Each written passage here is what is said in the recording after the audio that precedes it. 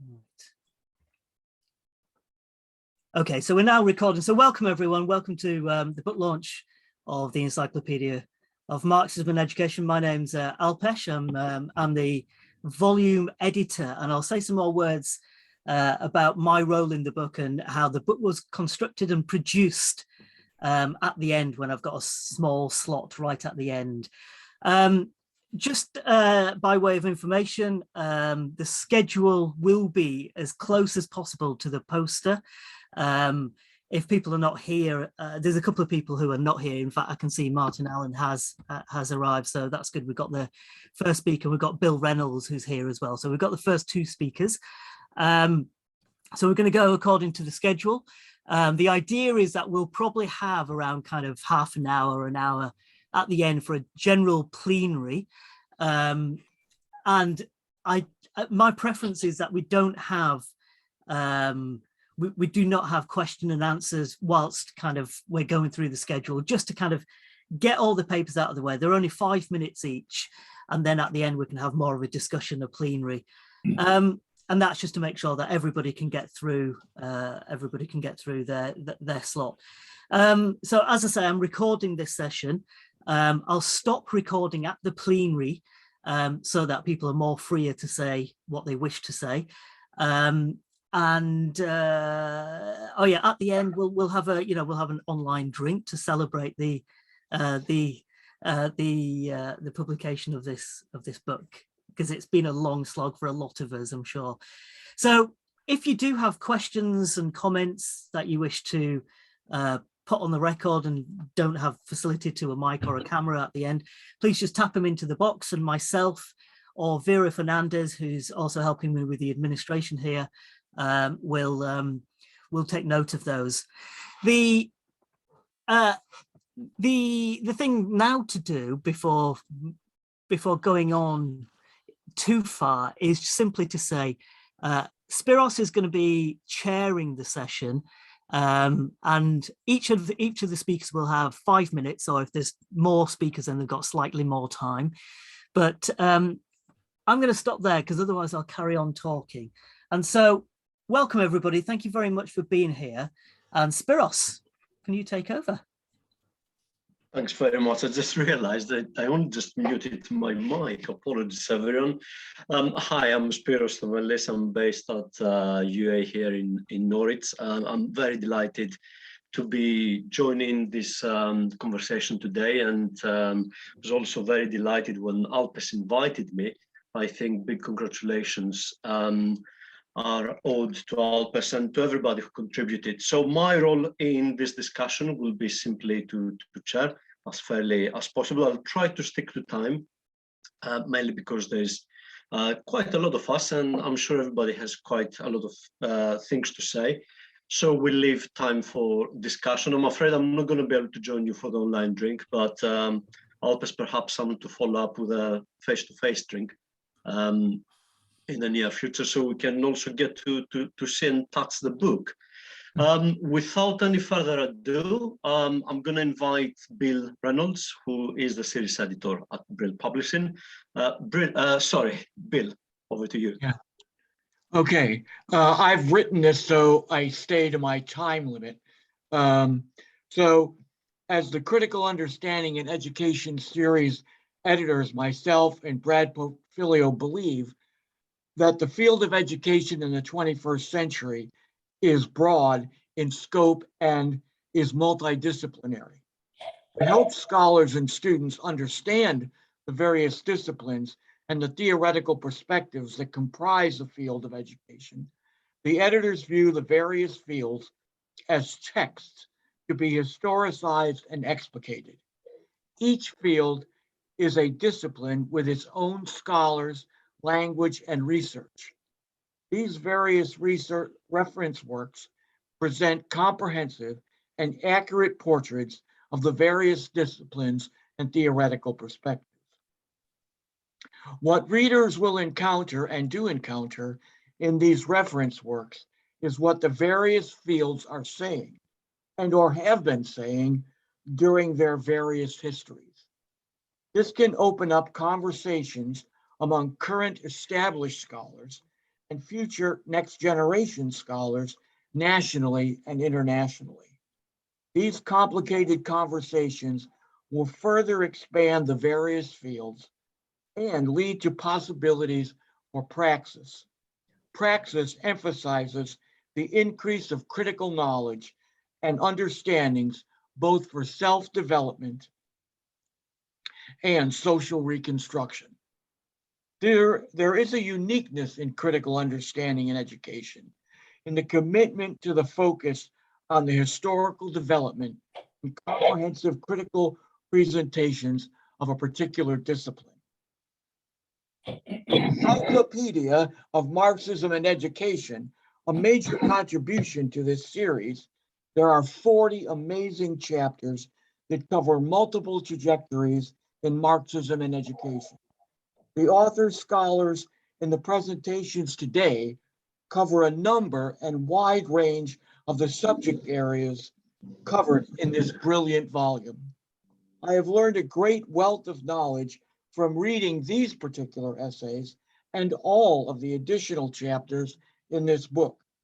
I look forward to hearing these presenters today. I am confident I will learn even more. Congratulations to ALPESH, the presenters, and all the contributors to this volume. Again, welcome everyone. Thank you very much, Bill. Added thanks for sticking to the time. I can see Martin has joined us. Martin, over to you. Hi. Hello, can you hear me? Very well. Yeah, okay. I'll start now. Yeah. Thanks. Yeah, this chapter is really based on long-term work that I've been doing with Patrick Ainley. Sometimes he sends his apologies for not being able to participate. Sometimes this has been done through the University of Greenwich to academic audiences. Other times it's been done for trade union and labour movement audiences. What it argues is, what it does, it questions the relationship between education and employment and the economy. And its main aim is to criticise what's called human capital theory. That's the claim that the expansion of education leads to greater economic prosperity and increased productivity. It's often argued that 21st century capitalist economies are knowledge economies or sometimes post-Fordist economies, and that these economies are sort of driven by increases in education. It also, though, as an additional note, criticises Marxist correspondence theory. That's the idea that there's a very close relationship between education and the capitalist social relationships of production. Obviously, education makes societies more unequal and it does reproduce class divisions, but the chapter argues that it's a lot more complicated than that. Central to the argument is that arguments about the occupational order. Now, it's generally considered that the occupational order is hourglass shaped. In other words, as a result of this, there's an increases in skilled work, thus an increased demand for highly skilled workers, highly educated workers. And the argument is that if you haven't got the educational qualifications, then you end up in the second half of the hourglass. This was the logic behind Tony Blair's arguments about education. If you're educated, then you were okay. If you weren't, then you wouldn't be able to earn a proper living. My argument is this: rather than the occupational order being hourglass, it's pear-shaped. Rather than being pushed up, people have been pushed downwards. Not only has there been a decline in middle jobs, but there aren't really the number of higher skilled jobs that people think they are. So if you think of a pear-shaped, I can't sort of demonstrate this online, even though I'd like to. If you think of a pear and compare it with an hourglass shape, then they're two completely different occupational arrangements. And I argue that the pushing down of people has been intensified as a result of COVID. Okay, now the result is that young people are increasingly becoming overqualified and underemployed. University degrees are now becoming the new norm for secure employment. There's a surplus of graduates, so you get a situation where degrees are required to get the jobs, but they're not necessarily to do them. Education's like running up a downwards escalator. You have to move faster and faster simply to keep your position. Now, moving on a bit, the vocational education that's developed in schools and colleges, and even in some universities over recent years, that's got little to do with skill needs. Instead, it reflects social control problems. It's a response by Tory governments and also Labour governments to a less extent to the increased numbers of people in higher education. The Tory right want universities to return to being institutions for a minority. There are also fiscal problems for the state as more and more students sign on because they think going to university is the only way to get a job. They can't pay their debts, and so the debts have to be accommodated by the state. As we're told, probably 40% of students are not going to be able to pay their debts. Now, these contradictions between education and the economy can only intensify. Most of the debate amongst reformers and campaigners concentrate on things that happen within schools and colleges. We tend to concentrate on the need for an alternative curriculum, different forms of assessment, how we campaign against academies. Now, these are in course important, but in many ways, these policies or what's happening in education reflects wider changes in the relationship between education and the economy. To sum up, since the 1970s, we've moved from a situation of jobs without education, where lots of working class kids were able to go to participate in school, but they didn't need qualifications to enter the labour market, to a situation of education without jobs. Okay, and this, I argue, causes a potential legitimisation problem in education. It can't be resolved without campaigning for alternative economic policies for young people alongside an education campaign. Thanks, I think I've just gone over time. No, actually you haven't, but I was just preparing my 1 minute note. So thank you. I've got 5:40 on my watch. Have you? I started anyway, later. I'll stop there. Thank you. Okay, next up we have Simon Boxley, who will talk about green Marxism. Hello, comrades, hello friends. It's lovely to see you all here. My chapter was called Green Marxism. Just to kind of start off with, it's maybe a bit of a contentious term. So I just wanted to start by saying I think Marxists have got a pretty good, as good as anybody, a claim on that label green as a Marxist term. Back in the 70s in Australia, I don't know if there are any Australian comrades with us, but back in the 70s in Australia, there was a guy called Jack Mundy, a communist trade union activist, who came up with this term green bands to describe the policy of his New South Wales Builders Federation to boycott unsustainable development, and actually it was the people who would go on to be leaders of the the German Green Party who visited and who borrowed that term green from green bands and turned it into a political term.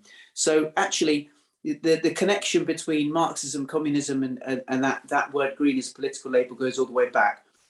That said,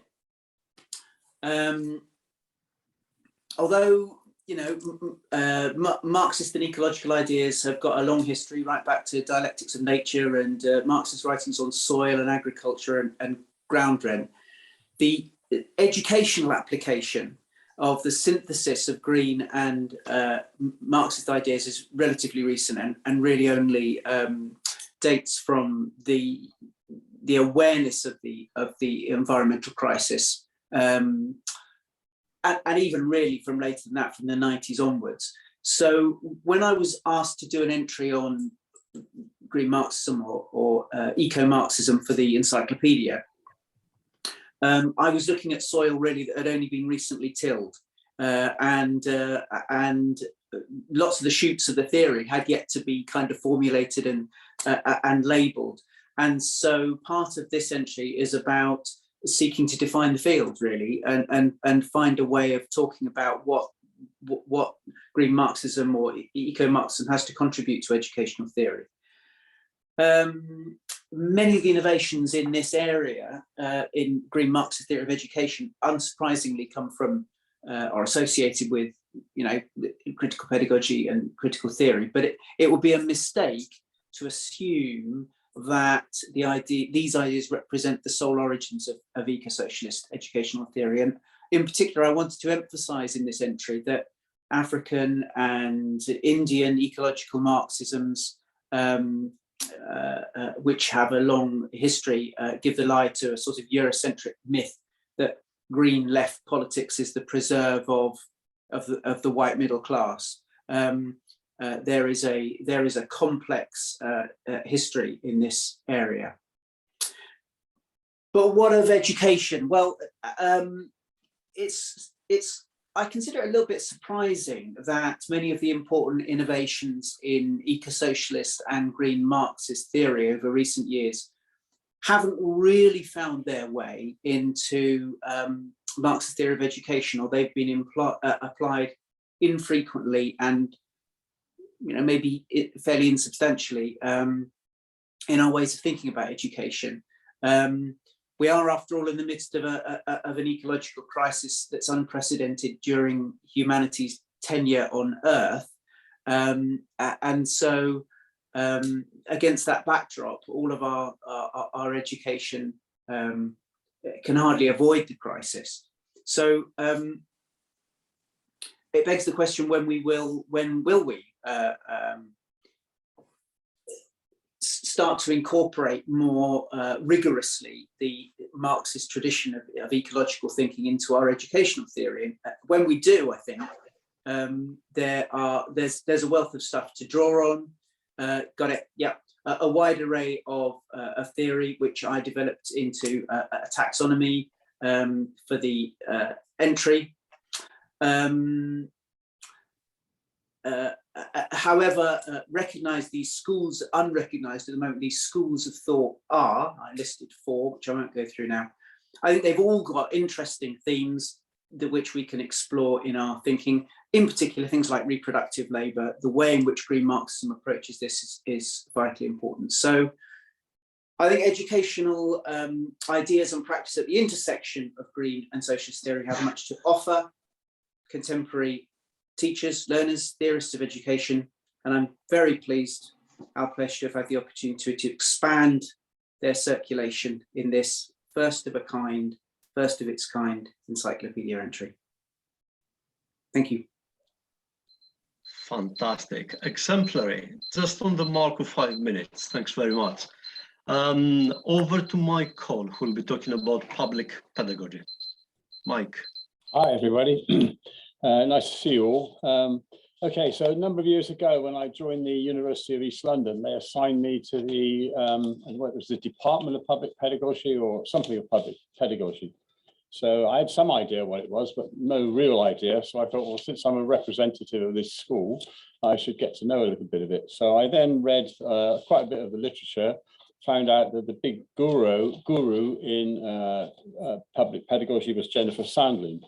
And she says that public pedagogy is simply pedagogy beyond schools, colleges and universities to museums, zoos and libraries, and to informal educational sites such as popular culture, commercial spaces and the media, including social media. Also through figures and sites of activism, including public intellectuals and grassroots social movements. There's quite a broad field there, so I got more into it. And I found that it was generally progressive in terms of traditional social justice for all, against neoliberalism, against oppression based on gender, race, age, sexual orientation, and social class. But when it comes to social class, more in terms of a sociological definition. And what I found missing in the literature was any reference to Marx or Marxism. In fact, there is one, Jennifer Sandlin finds one, she did masses and masses of research. There's one reference, it's actually to Marxian, and it refers to just a brief summary of the works of Henry Giraud. But there's nothing, there's no Marxist theory, nothing you could remotely call that. So I thought, here's a chance to do something about it. There's also very little on reactionary public pedagogy. And I started to write it when Trump had just become, oh, sorry, I didn't tell you the book, okay. I wrote 3 books about public pedagogy, one on Trump, one on Theresa May, and one on ecology, eco-socialism. So I thought, well, here's Trump using Twitter to spread public pedagogy of hate and hatred and fear, and nobody's writing about it. So I looked at the speeches and policies of Trump through the lens of public pedagogy. I then did, this is reactionary public pedagogy, of course. I then did the same with Theresa May, who's, if you look at some of her speeches, Theresa May in the hostile environment, some of the most extreme hate-filled speech you can possibly imagine. And then it was enacted into practice and continues under Boris Johnson, as you probably know. And I was subject to that myself for reasons I can go into later if there's any time.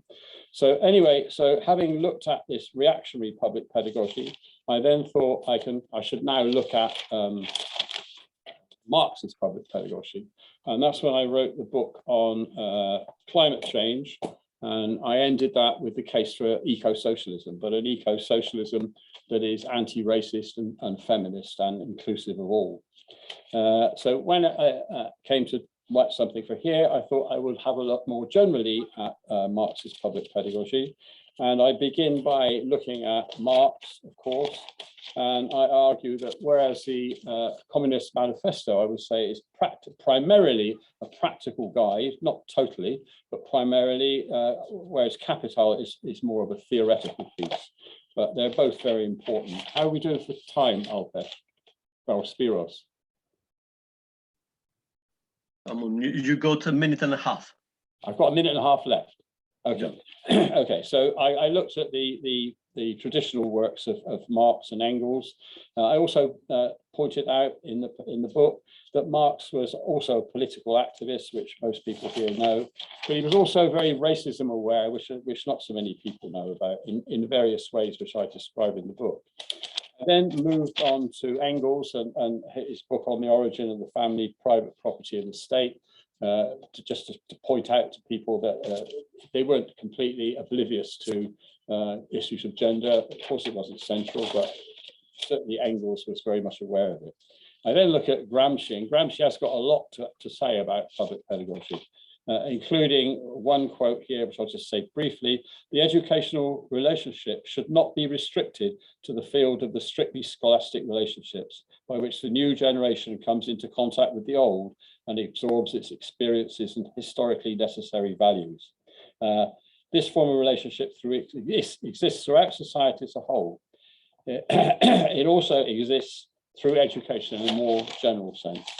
And now I talked about Gramsci on intellectuals, which I'm sure you're all aware of, and then concluded with some of the central arguments in the conclusion of the book on eco-socialism, which I've developed quite a bit since.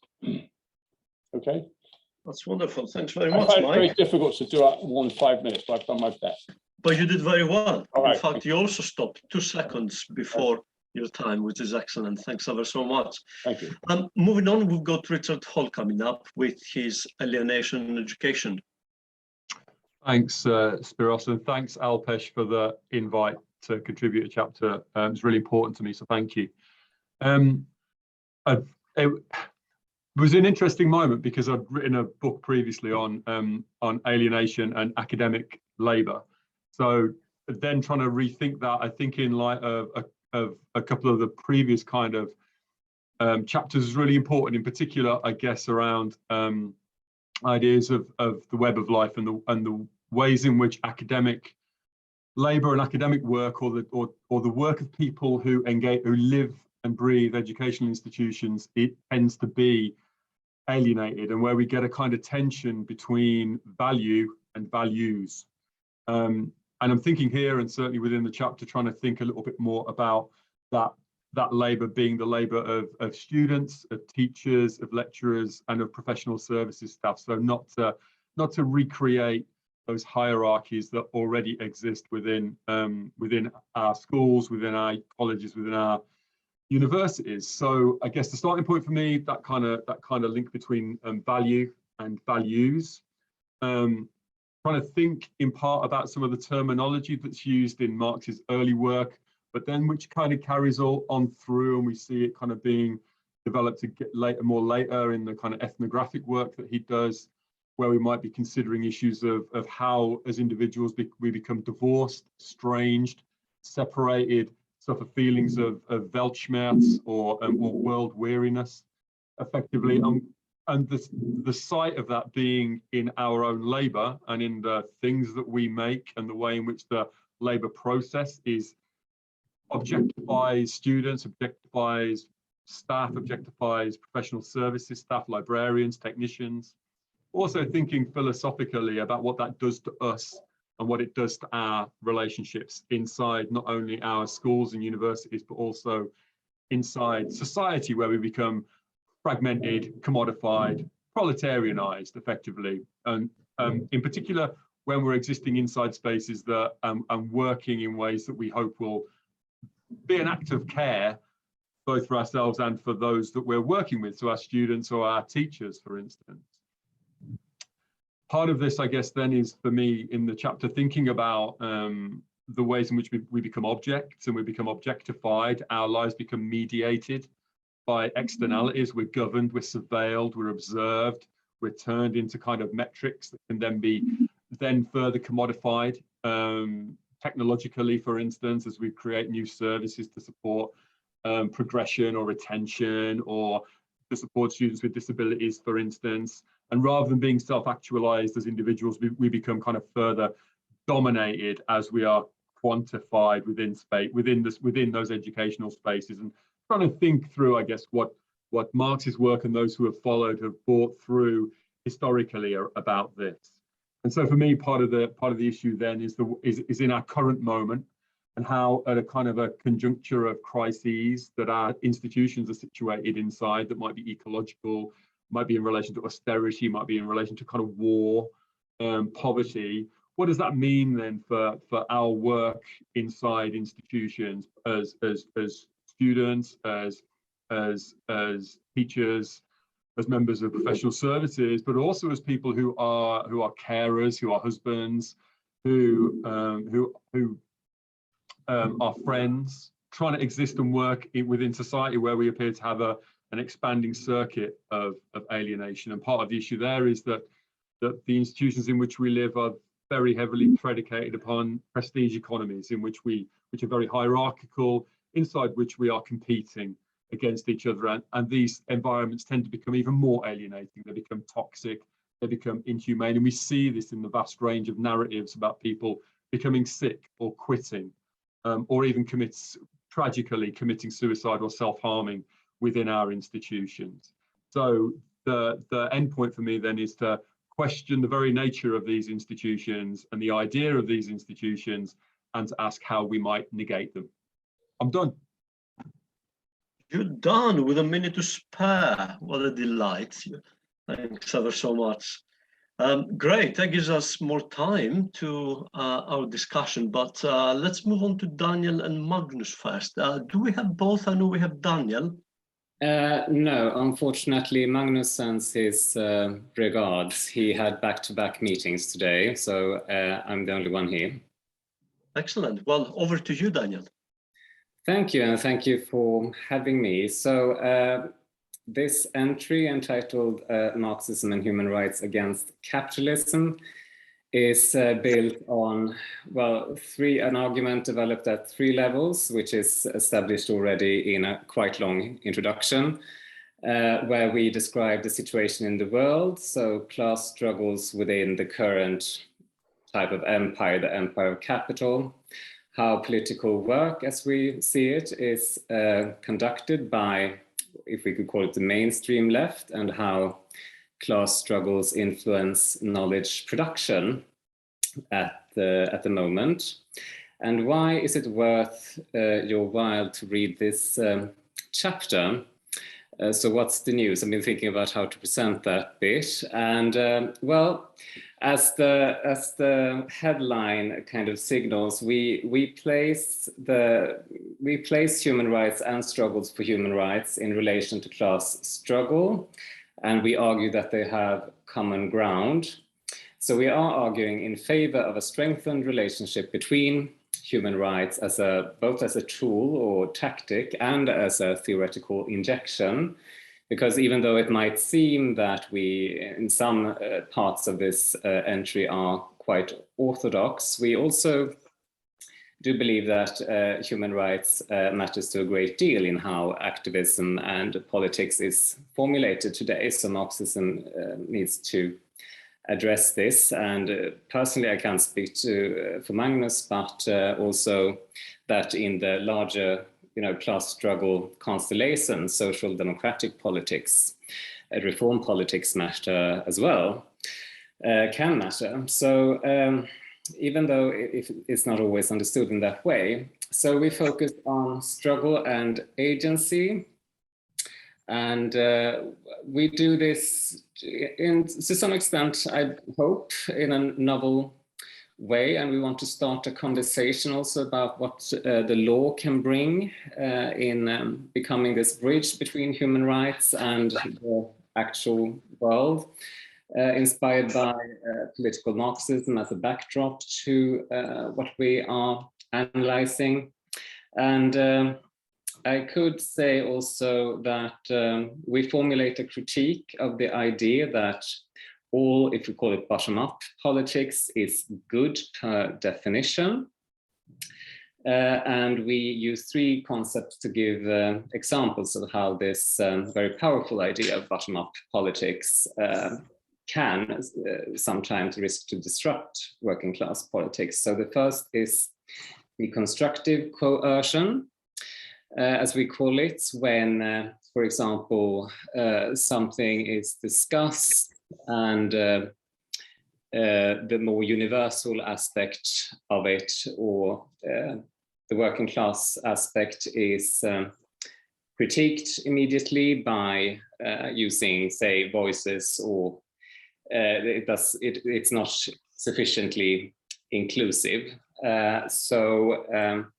The second, so it's taken back and dismantled in a way, but also we critique when reactionary tendencies are lifted as something radical and progressive. So we try to lift what it means to be progressive to some extent, and maybe that there's a need sometimes to be a bit linear. It's not very, and think about what is the long-term goal, and we use contraception, I know, as one example of something maybe that we're not saying that everyone needs to use contraception also, but that, in the future, maybe knowledge about contraception is a good thing, and then maybe, having that as a goal, it's supporting tendencies that are against it could be, problematic, or anti-scientific views promoting, say, astrology or public funding for alternative medicine, which has been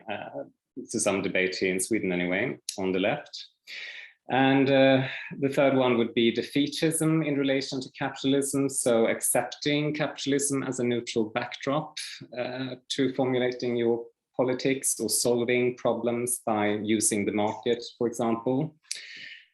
So what we end up with is saying something along the lines of emphasizing the need for goals, and also to reinvigorate an idea of leadership again, and to kind of push for the belief that people are rational to some extent, not in some omnipotent way, but sufficiently, and that this change is possible.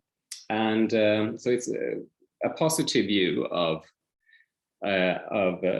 people, and that people make change happen. So this focus on agency and that peoples make history. So some kind of conclusion about thinking bigger. And even though it's been for a few decades, this slogan of the personal is political, maybe even zooming out a bit still, because maybe not everything personal is political all the time. But so we use some examples to bring this argument forward.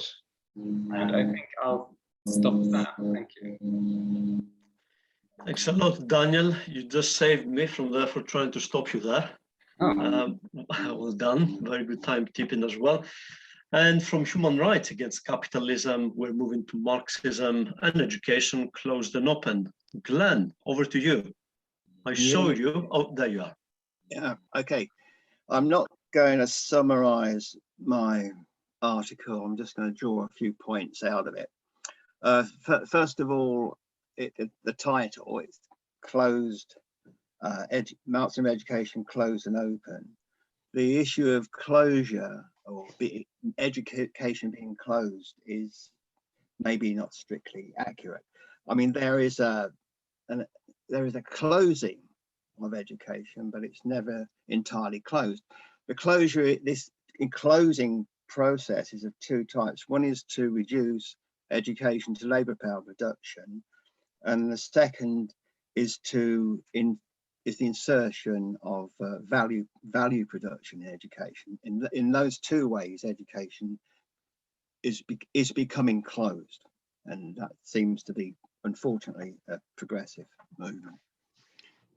My second point, I mentioned post-imaginary education or post-imaginary research in the paper. I don't expand on it. I don't really say what it is. I just relate a story of many years ago. I think it was 1991, possibly 1992.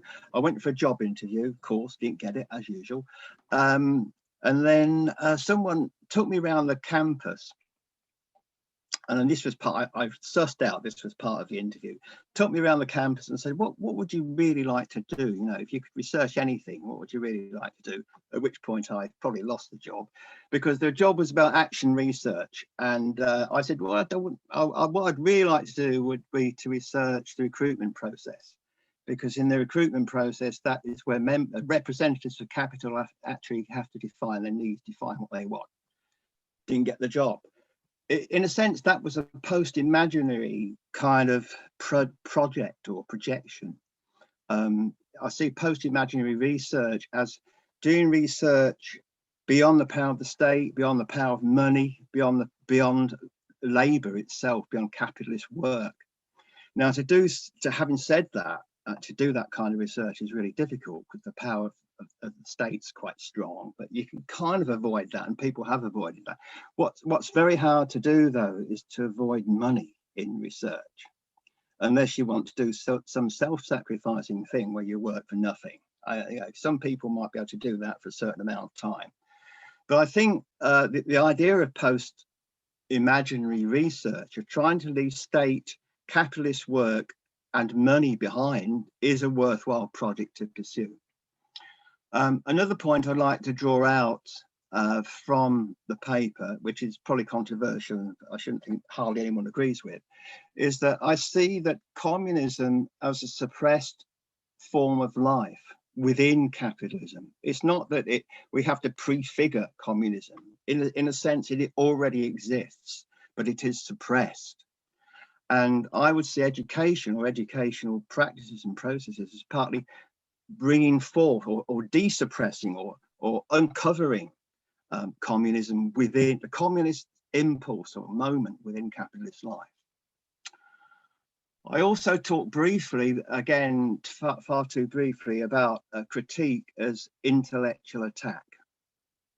The way that I see critique is not just criticism, it's not just critical thinking or thought, but it's an intellectual attack on the roots of capital. So for me, the roots of capital, as for Marx, lie in the sell form of capital, the commodity, which is why I spend such time in my recent writings on attacking commodity forms. Thank you. So in terms of intellectual attack, you attack the weak points of the rule of capital, which I think I would take to be the commodity form.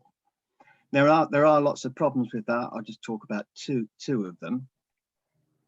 If you're going to attack the labour power form of commodity, you've got a big problem, because whatever you're taught in education, schools, whatever, capital is going to use in some kind of way.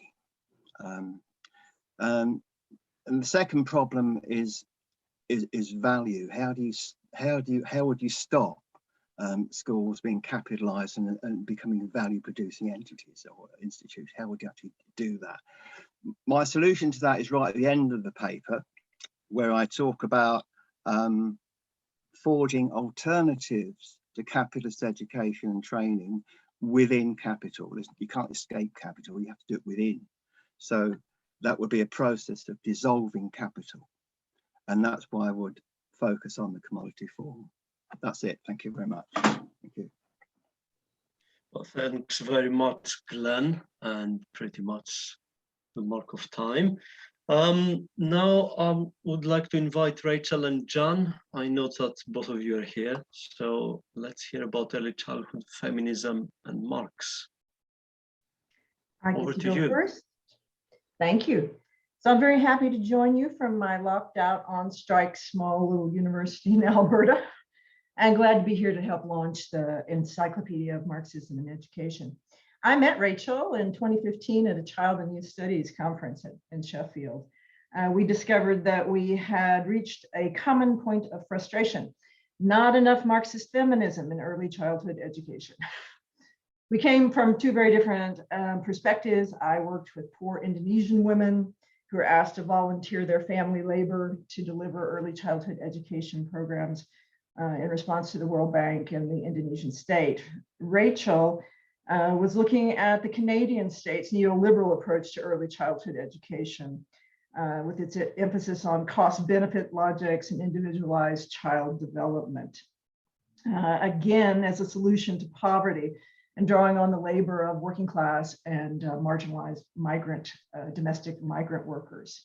And then in the UK, she noted how this marketized model, motivated by children as future workers, obscured how much labor children themselves provide in early childhood settings. So our question was how to keep attention to the exploitation of women's labor in the same frame with children's work in early childhood settings, without reducing children to objects of intervention. And our answer, a return to social reproduction theory as a useful analytical tool and an unfinished political and theoretical project. We suggest that children and women are linked through species being, a labor relation that anchors socially necessary labor. So social reproduction theory is having a bit of a moment, deepened now because of the pandemic. Our contribution to this return begins with a return to species being, Marx's sketch of a concept to firmly anchor labor at the center of the shared work that makes us humans without questioning the limits of any necessary relation between women and children. And this is my favorite part. By seeing labor and appropriation as requiring others, we underline the relational character and the connection to affect, care, and labor. We're trying to have our love and labor too, you see. So we open up the concept of species being to consider not only the labor relation, but embodied needs. And needs is a dirty word in child and youth studies as Rachel reminded me. So we instead note the mutual interdependence at the center of species being brings us to the question of bodies, care, and need as part of that labor relation.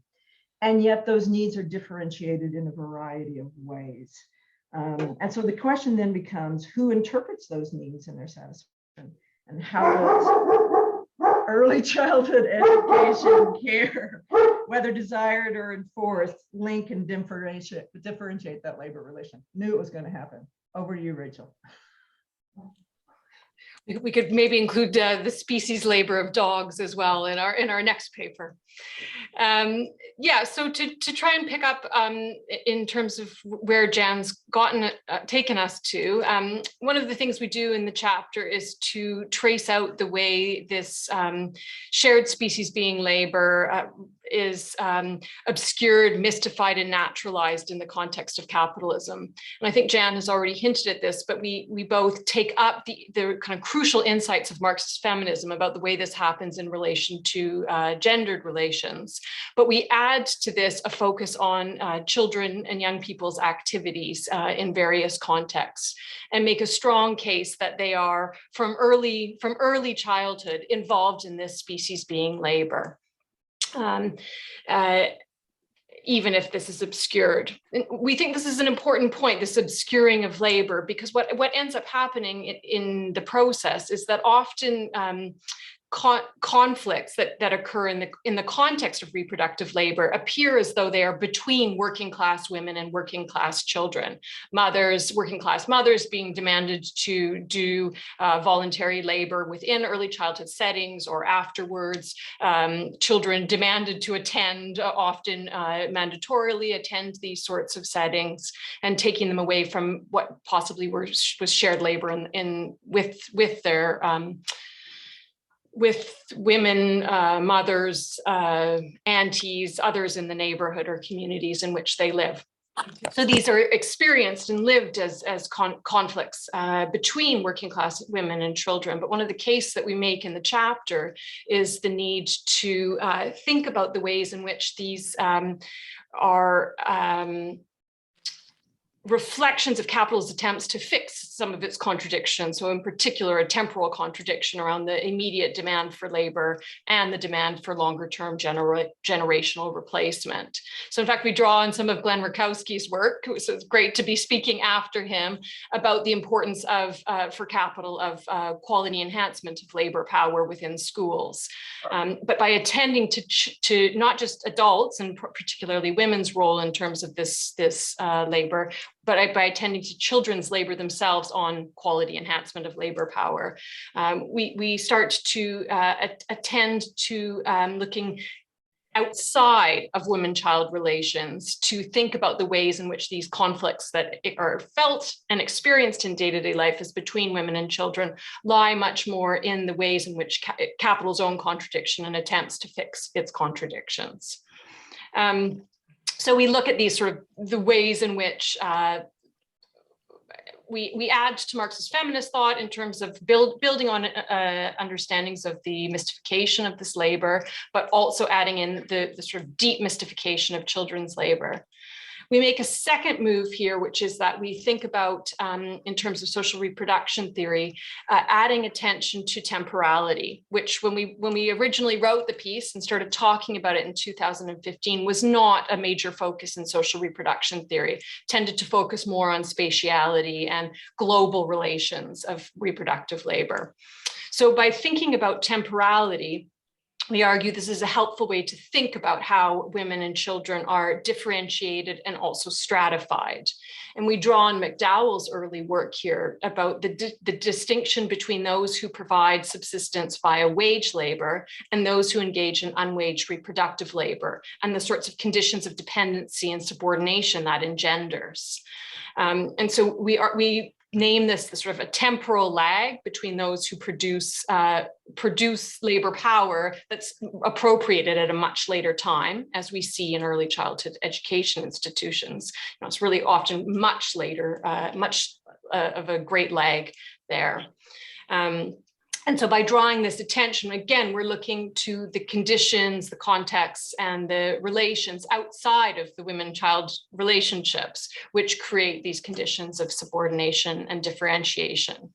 And so in short, we argue that these seeming conflicts around early childhood education do not lie within, but they lie in the ways that these groups are constituted as in uneven and situated ways for the productivity of capital. And I think I will end there. we will end there. But just to say thank you, ALPESH, for the invitation to contribute to the encyclopedia. And I think it's already we can tell it's a great contribution to the field. Wonderful. Thanks very much, John and Rachel.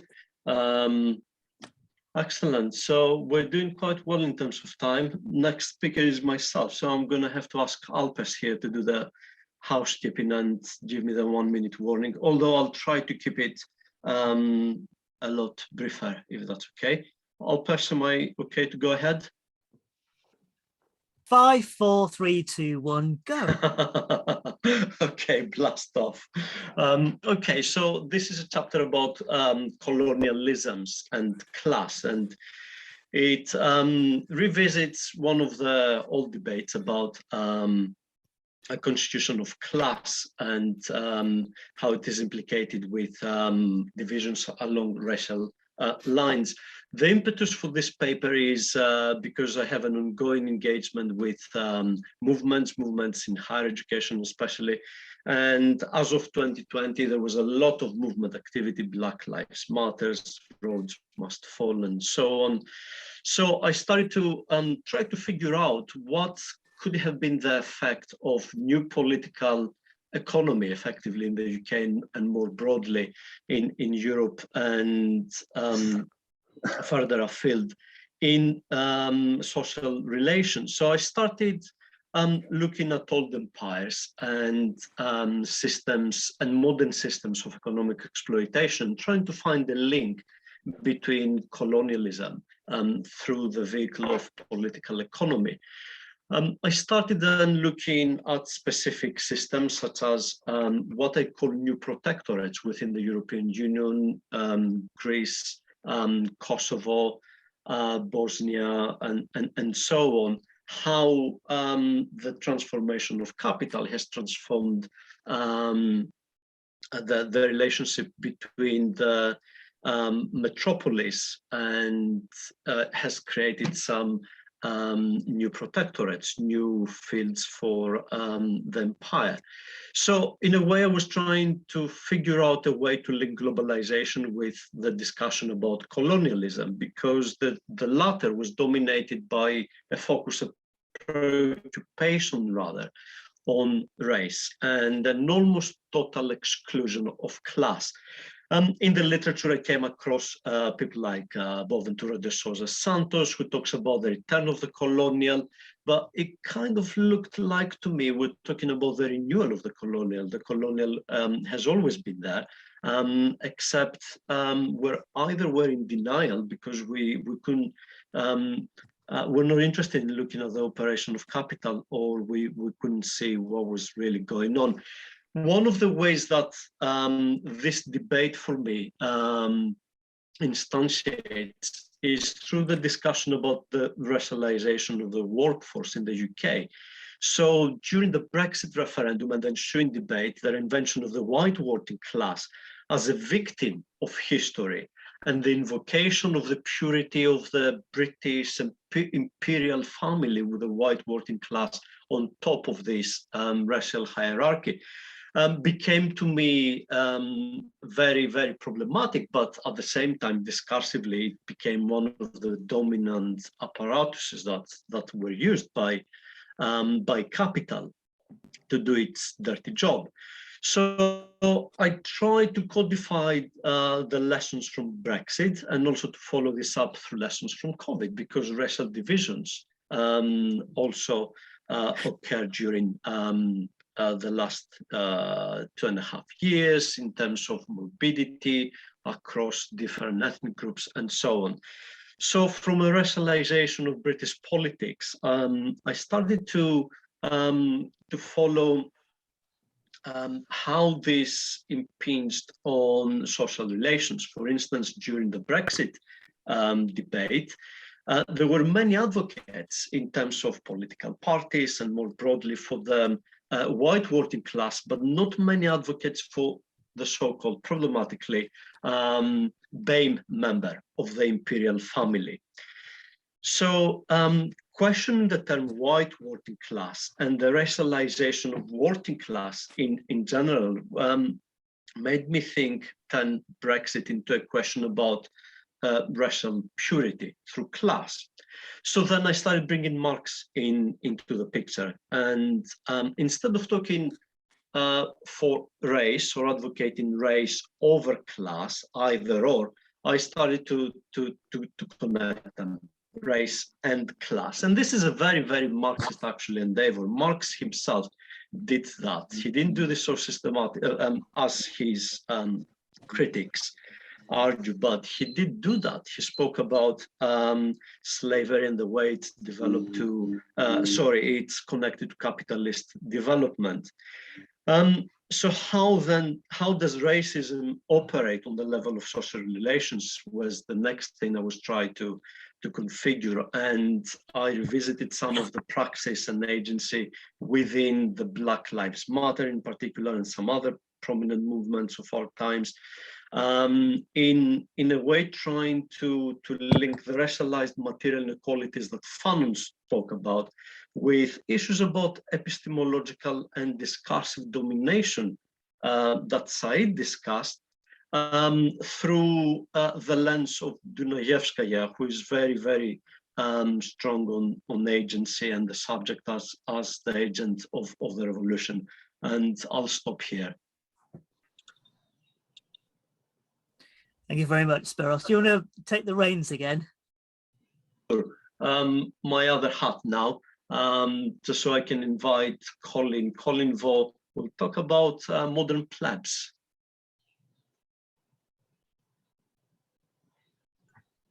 Hello. Hi, Colin, we can hear you. Okay. The chapter I've written is called Towards a Modern Plebs League. And the Plebs League was founded in 1908. A union-sponsored students at Ruskin College in Oxford in England. It originated the concept of independent working class education that could be defined as collective class struggle self-education of, by and for working class adults. My chapter begins by describing this. I've also written a pamphlet, that pamphlet about that in the past. Roots of IWCE and concept and practice go back to the emergence of the working class. But the legacy of independent working class education has been lost. The chapter argues that we need to build a modern independent working class education movement. It would entail retaining the reclaiming the legacy of that previous thinking and action, including at the level of ideas.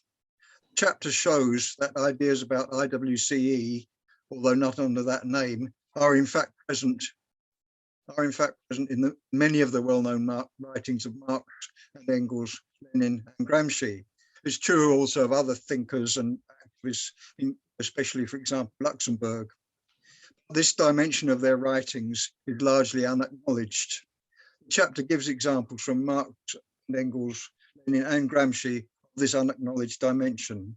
We need to reclaim their ideas on this. If you're interested in any of the stuff I've said or written, please email me on cwar1@internet.com if you wish to know more or discuss it. Thank you. Okay, great. Many thanks, Colin. And last but not least, the editor himself, ALPESH, over to you. Well, thank you very much, comrades and friends, for being here to be part of this this moment.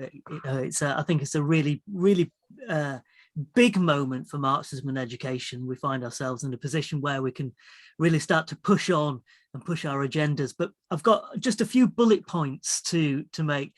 The first one is to say thank you to those people who are taking industrial action, Jan Newbery and others such as Andrew Wilkins, and there's others in this room who have, put their careers and their, kind of their status online to fight for a better university system. And it's been a really painful process and journey and struggle for many. It's so nice to be with people who I recognize, and it's been a very long time since I've seen many of you, and there's new people in the room too who I don't know, but please do keep in touch. There's one person who can't be with us today, and that's Terry Wrigley, who is a very dear friend of mine, and I think he was an absolutely wonderful scholar, and the book is dedicated to his life. He has a chapter in the book, but unfortunately he passed away last year before the book was published.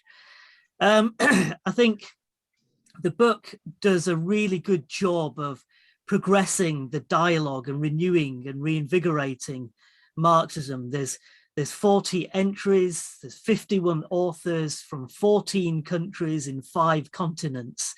So it really does have a diversity of different perspectives in there.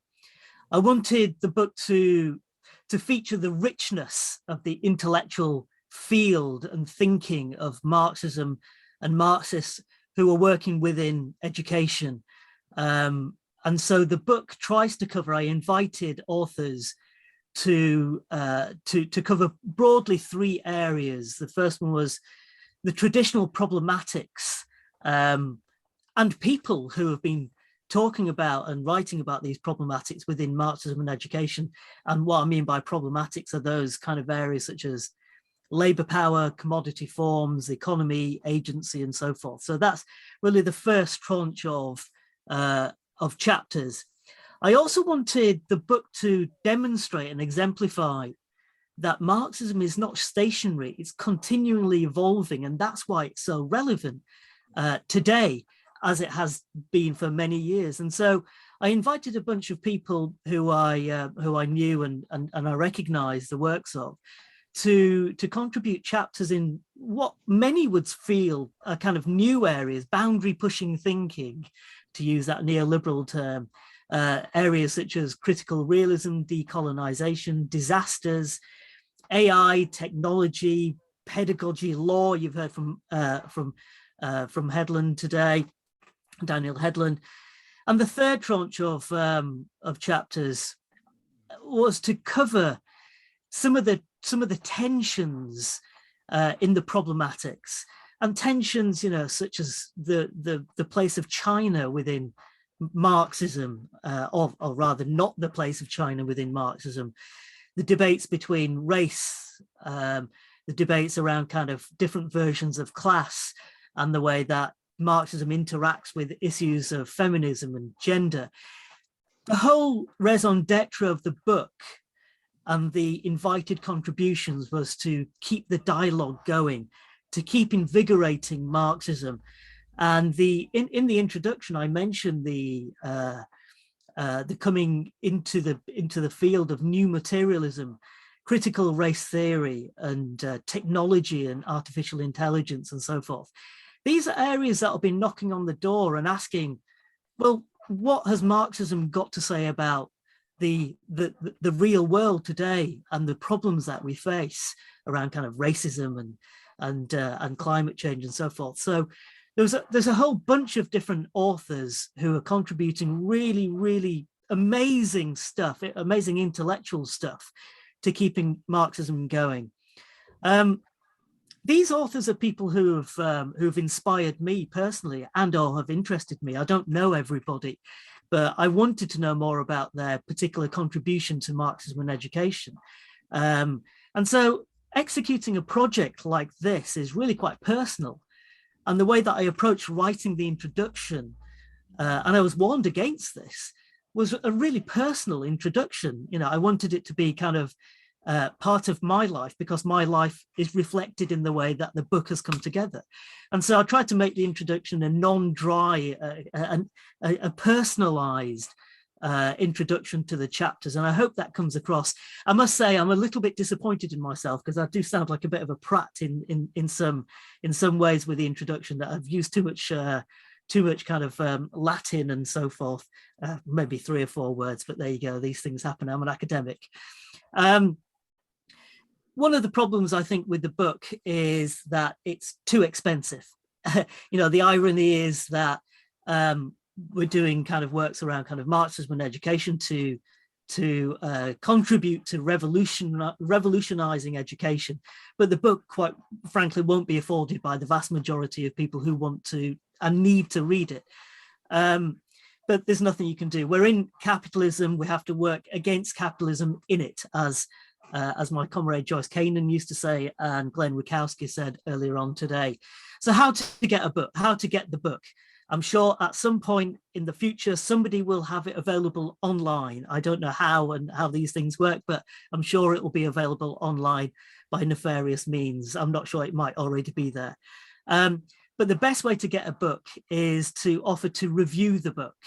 Brill publishers will send a hard copy of the book to people who have got an outlet that will publish their review. So a book review, 700 words, 1,000 words, and you'll get a 200 quid book for it. I think it's pretty good value to use that kind of economics. Can I just say something, Alpesh? Yes, go on then, Mike. I wrote to the publishers and said, I'm not employed, I was made redundant, I'm not on a professorial wage, can I have a copy please? And they said, yeah, sure, and sent me one. So, you know, and they said exceptionally, so I presume they meant don't, so that's why I'm telling everybody. Nice. So there you go. If you want a copy of the book, write a review or retire and or get made redundant. Or maybe made redundant. Absolutely. The other thing that I'm almost kind of done with my bit here. The other thing that I'd really like is this book to be available in different languages. If anybody's in the room who can work with us to translate the chapters into, you know, I don't know, Chinese, Mandarin, Japanese, Spanish, Hindi, whatever, get in touch, please. I'm really keen for the book to be translated into different languages for it to be available to a much wider audience. Finally, then, well, my penultimate point is just to say thank you to Bill and Brad who invited me to execute this project. It's their vision that you know, that this project has materialized. And, you know, without the authors, especially the people who have contributed to the chapters, the book wouldn't be possible. So thank you, you know, from the bottom of my heart for that. And also Brill publishers as well for, you know, for publishing the book. Okay, so my final point here is to say, well, we're obviously online doing this book launch. It's obviously much nicer to do it in person. And so we're going to have a number of other book launch events. We've obviously got 2 more book launch events online, and they're at different time zones to accommodate people from the global south mainly, but for others too. And those events will be advertised on my Facebook group, which is called Marxism and Education Renewing Dialogues. Please do join it. There's got about 400 people on there, and that's, you know, where we kind of tend to collaborate online, and it's a really kind of a vibrant group. There's going to be some in-person book launches as well. One's going to be in San Diego next month in the US at the American Education Research Association conference at the Marxian SIG. So I'll be there doing a presentation on the book. And the book will also be launched at the International Conference on Critical Education, ICCE, and that's in Thessaloniki in Greece in the summer this year. So if you can make it to any of those events, please do. There's a, you know, it's a really good kind of it's going to be a really good event, particularly in Greece, I think. Come and join us. So that's it from me, and we can move into the plenary bit now.